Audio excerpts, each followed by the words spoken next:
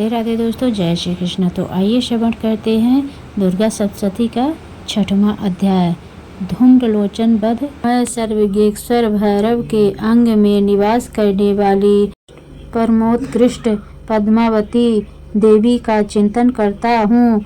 वे नागराज के आसन पर बैठी है। नागों के फणों में सुशोभित होने वाली मणियों की विशाल माला से उनकी देहलता सुशोभित हो रही है। सूर्य के समान उनका तेज है। 3 नेत्र उनकी शोभा बढ़ा रहे हैं। वे हाथों में माला, कुंभ, कपाल और कमल लिए हुए हैं तथा उनके मस्तक में अर्ध चंद्रमा मुकुट सुशोभित है। महर्षि मेधा ने कहा, देवी की बात सुनकर दूत क्रोध में भरा हुआ वहां से असुरेंद्र के पास पहुंचा और सारा वृत्तांत उसे सुनाया। दूत के बात सुन असुरेंद्र के क्रोध का पारावार न रहा और उसने अपने सेनापति धूम्रलोचन से कहा, धूम्रलोचन, तुम अपनी सेना सहित शीघ्र वहां जाओ और उस दुष्ट के केसों को पकड़कर उसे घसीटते हुए यहाँ ले आओ। यदि उनकी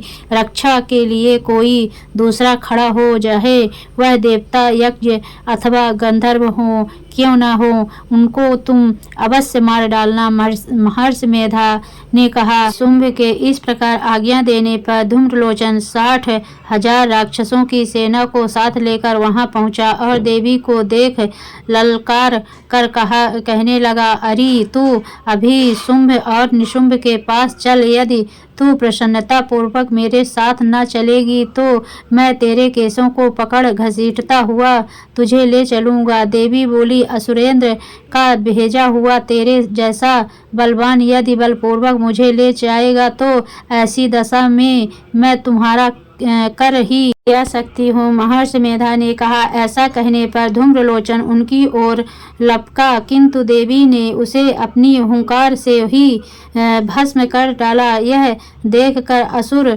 सेना क्रोध होकर देवी की ओर बढ़ी, परंतु अंबिका ने उन पर तीखे बाणों, शक्तियां तथा फर्शों की वर्षा आरंभ कर दी। इतने में देवी का आवाहन भी अपनी ग्रीवा के बलों को झटकता हुआ और बड़ा भारी शब्द कहता हुआ असुर सेना में कूद पड़ा। उसने कई असुर अपने पंजों से, कई अपने जबड़ों से और कई को धरती पर पटक कर अपनी दाढ़ी से घायल करके मार डाला। उसके कई असुरों के अपने नाखों से फेंट फाड़ डाले और कई असुरों का तो केवल थप्पड़ मारकर सिर धड़ से अलग कर दिया गया।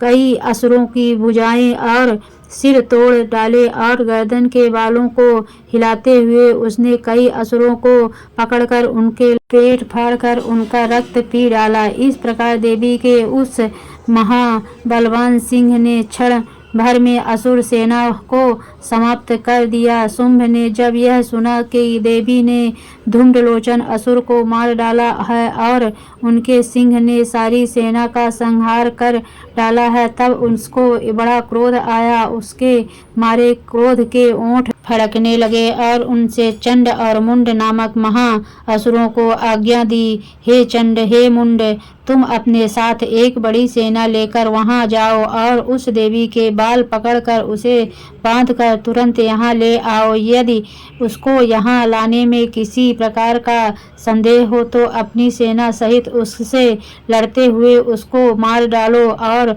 जब यह दुष्ट और उसका सिंह दोनों मारे जावे तब ही उसको बांधकर यहाँ ले आना। इस प्रकार मार्कंडेय पुराण में सर्वणिक मानवर्तर की कथा के अंतर्गत देवी महात्म्य में धूम्रलोचन वध नामक 6वां अध्याय पूरा हुआ।